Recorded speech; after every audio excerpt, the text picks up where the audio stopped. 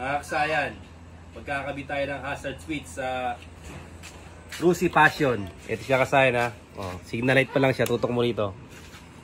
Atras ka konti para makita nila. Signal light pa lang siya. Para magsasabay yung dalawa pag gagawa tayo ng hazard. Ito siya ha. Dito ang forma niya kasayan. Dito lang natin siya ilalagay. Ito, turo mo yung hazard. Dito na natin siya pinorma. Ito.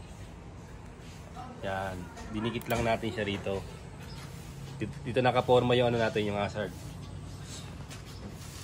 Tapos kasayan dito, mag-ano lang tayo ng konti. Ito. Pakita mo yung kurba. Ayan o. Yung pagdadaanan ng wire. Para pagka atras mo. Para pagka yung nilagay natin siya, walang babanggaan pag binarik natin yung cover. Ito siya wa. Palit tayo, punta tayo rito. Pagka kinuha nyo yung dito, yung isang socket dito, ito siya makikita nyo. Yung 6 pin. Andito yung light blue, orange, tsaka light blue, orange. Tsaka yung ano, wala yung ano rito. Wala yung gray. Nandito yung gray sa flasher relay. Ito siya oh. Ito siya oh, kulay gray. Yun yung kukunin nyo na tatlo. Light blue, orange, gray. Ngayon kasi ang gagawin natin, hindi na tayo pupunta dyan. Dito na tayo sa mas mabilis na paraan ng paglalagay ng ano, ng hazard switch.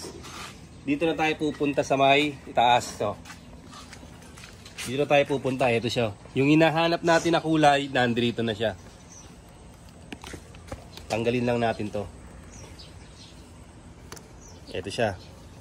Ngayon, dito natin makikita yung hinahanap natin na kulay na orange, light blue, tsaka gray.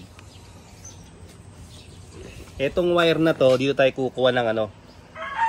Dito tayo kukuha ng hazard. Ng hazard natin, dito natin siya ilalagay.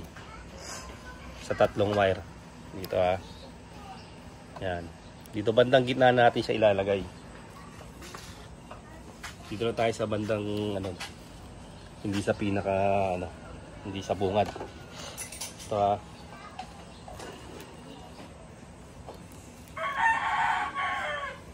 Rusi Passion ang ating model. Medyo matigas ha. Parang ano siya, parang sinkable tube.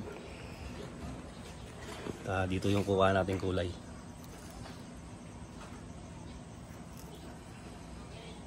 Parang sinkable tube yung ano natin, yung tinatastas natin na to. Parang di naman siya ano, di naman siya tape. Ang tibay.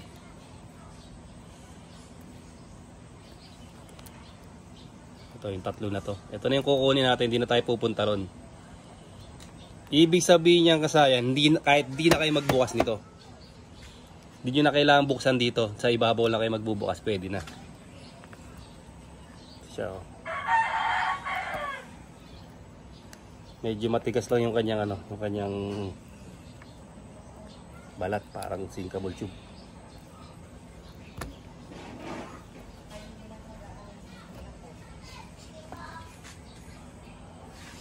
Gamitan natin ng gunting.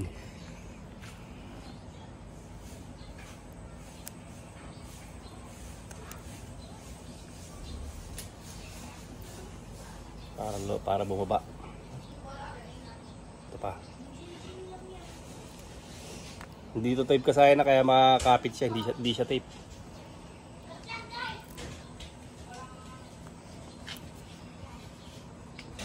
Parang sinkable tube. So. Yan. Makakababa na ngayon yan.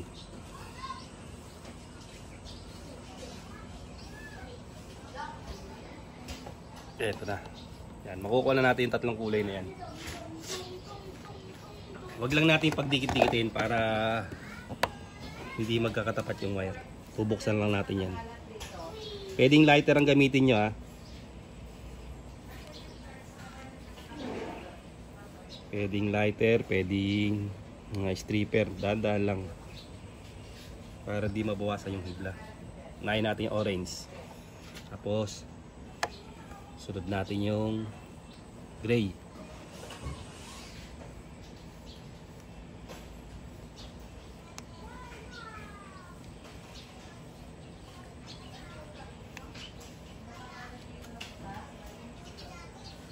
Opya.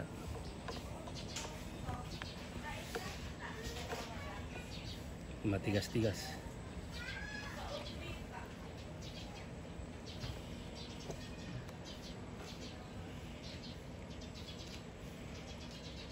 Yan, saya na. Tapos sunod natin yung ano, light blue.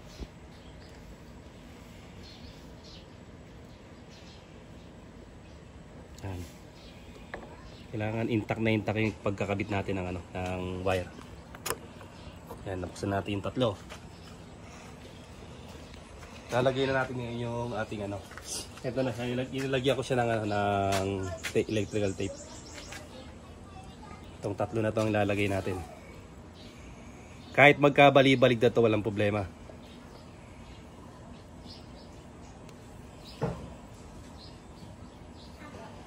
Kahit saan siya mapwesto, okay lang.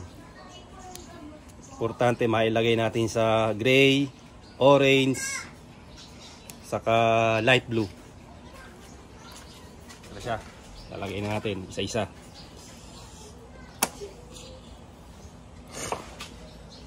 Yung isang magandang hazard kasaya na yung recommend ko sa inyo, yung mas matigas sa mga kinakabit natin na hazard.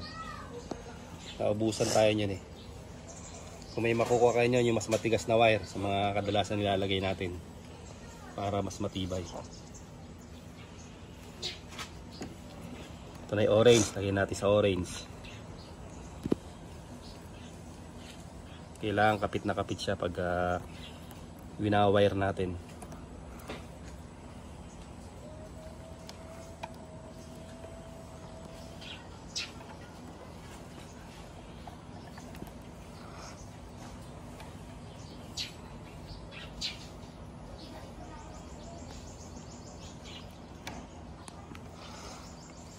Okay. Ito kasi huwag yun ang buksan to ha. Dito lang kayo pupunta. Ngayon, kung kailangan natin mag-modified, bubuksan niyo talaga to kung hindi siya parang plug and play. Kasi sa iba, kagaya ng XR 125, Suzuki Smash, nagpapalit pa tayo ng flasher relay. Ito, titignan natin kung magpapalit pa tayo ng flasher relay. Pagka hindi tayo nagpalit ng flasher relay, ibig sabihin hindi nyo na kailangan magbukas dito. Para mas mapapabilis ang inyong paglalagay ng hazard switch.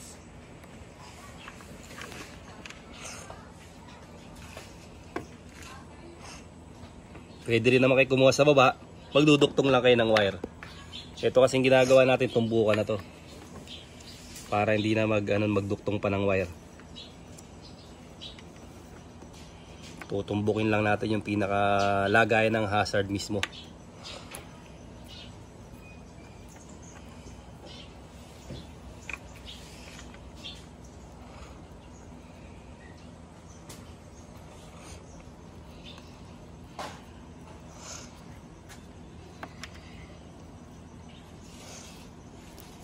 Kailangan kanal na kanal, pasok na pasok sa ano para hindi maglulus yung ano natin hazard. Kasi pagka maglulus yan, pag isa dyan ang naglus, kailangan nyo pang i-left signal light o right signal light yung signal light nyo. Pag lilipat pa kayo, magiging dalawa pa. Hindi, imbis na isang pindot lang, magiging dalawang pindot kayo. Pagka may isang naglus, pag dalawa lang yung gagana sa kanya. Para kayong gumamit ng on-off switch.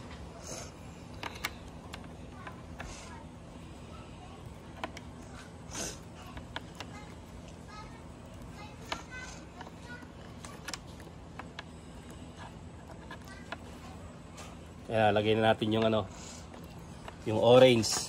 Ito na siya. Susunod na lang natin yung gray.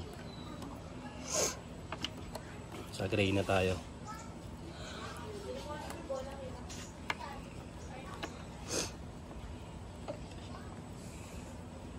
Siya.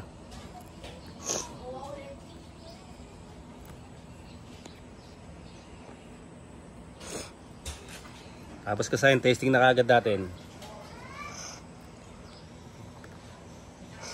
Okay. Pasok lang natin siya dito.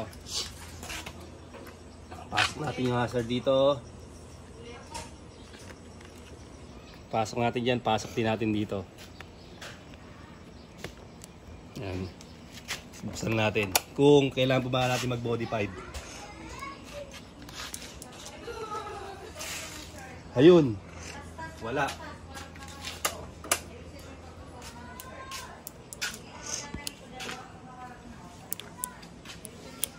Nakasaya na. On, off switch. On. Then dito kasaya, no? Wala tayong nakita yung nag-blink. Ibig sabihin kasaya, kailangan natin magpalit ng flasher relay. Ito siya. Ito yung flasher relay nito.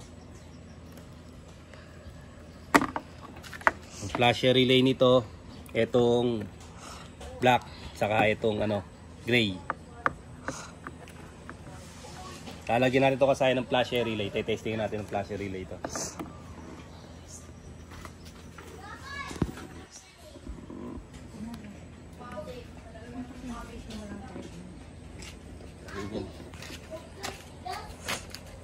Kukuha lang ako kasaya ng flasher relay para meron tayong pan-testing dito. Babalikan namin kayo.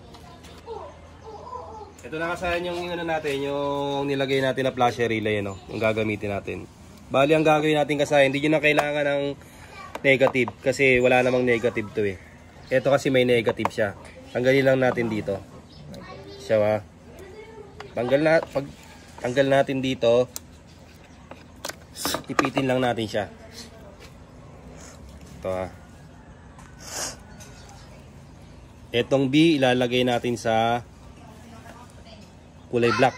Ay yung kulay black nasa gitna. Ipitin lang muna natin para matitesting natin. Kung okay, tsaka natin siya ipipix. Tapos yung kabila, yung blinker niya, ito, yung nagbi-blink, yung kulay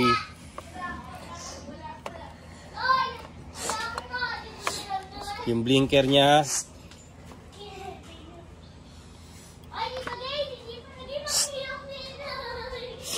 Ito yung blinker na diyan mo na yun. Tapos black. Dalawa lang lalagay natin wala nang negative. Yan. Pag nailagay natin to, testing na natin. Ano siya? Signal light. Okay. Signal light. Kabila, okay din. Hanggang baba, may signal light ng passion. Maganda yung signal light ng passion. Pero pa sa baba. Tapos hazard.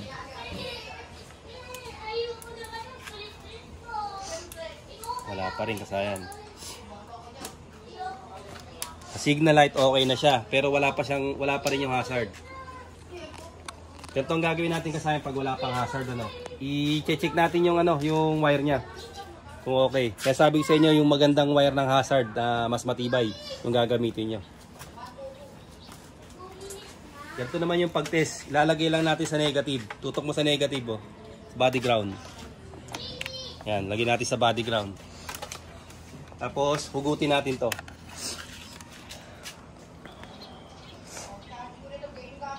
Hugutin natin yung socket na to. Hanapin natin yung blinker. Hindi tayo magle-left and right. Meron dyan dapat may magbi-blink. Wala. Ayan, tsaka sa'yo, may nag-blink. Okay yung blinker natin. Ngayon, punta tayo sa kaliwa. Tusukin din natin ulit. Dapat may magsisignal dyan sa kaliwa. Ayan siya kasaya, Kailangan na pagka makikita nila na nagsisignal. Sa kaliwa. Tapos, lagyan natin sa kanan. Kailangan may magbi-blink dyan sa kanan. Ito yung nagbi-blink sa ito yung blinker. Ito yung sa kanan. Okay yung wire natin. Kaya pag nilalagay natin siya rito, okay naman yung supply. Pag pinindot natin, wala siya. Susubukan natin kasi magpalit ng hazard switch. Ito, papalitan natin ng hazard switch yung Sa hazard switch natin titignan kung ano yung naging problema niya. Siya kasaya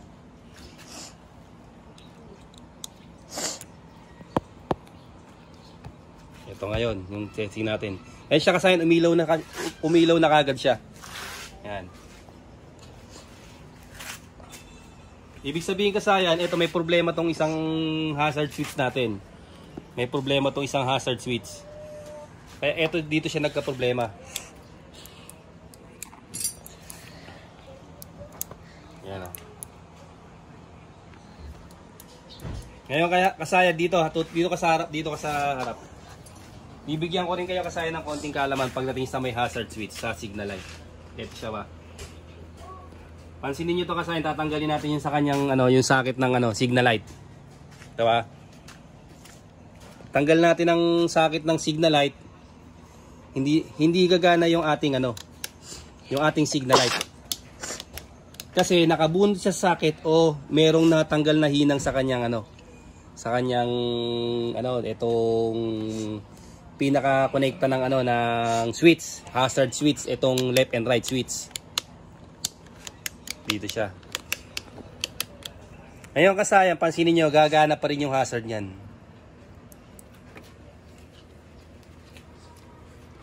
Kaliwat kanan. Dito ka sa may para makikita yung kaliwat kanan. Igigitna mo yung camera. Para makikita nila na gumagana at pupunta ka sa likod. Tumayo ka, kailangan makikita nila. Huwag masyado itututok, hindi na nila makikita yung ibang mga parts ng inaano natin. Pinututorial natin. Ito siya kasayan. Ibig sabihin, gagana ang hazard natin kahit sira yung ating sira yung pindutan natin. Yung pindutan ng ating hazard switch. Tutukan kami hazard switch. Ito. Huwag mo masyadong tutok, hindi na nila masyadong makita eh. Ito, gagana. Hindi gagana to kung may natanggal na hinang. Ito yung medyo mahirap maghanap ng signal light. Saman natin kasama para magkaroon kayo ng idea. Gumagana yung hazard niya kahit nakabunot yung ating nakabunot sa hazard switch kung may nasira dito. Kasi dito siya kumuha ng supply, hindi sa taas.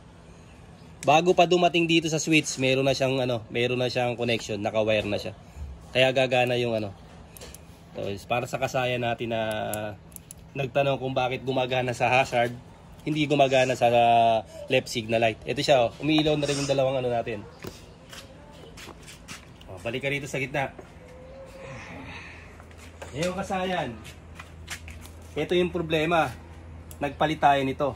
Tatanggalin uli natin itong pinalitan natin. Dahil baka mamaya, buo naman pala itong pwede naman pala. Kasi dito nga siya nagka-problema. Ibabalik natin ngayon to. Ibabalik natin yung hazard. Ganito yung ibang hazard kagaya ng mga Honda Beat. Tatlo sila may ground. Itong nilalagay natin walang ground kaya hindi natin kailangan ng green. Paglagay lang. Ngayon kasi lalagay natin to. Paglagay natin, testing natin ngayon yung hazard. Kung gagana siya. Ito, hazard sa kabila. Hazard sa baba. Ayan siya. Tapos sa board. Sa likod. Okay na siya kasayan. Lipat ka sa kabila. Okay na yung hazard natin kasayan ha. Ito, babalik na natin siya.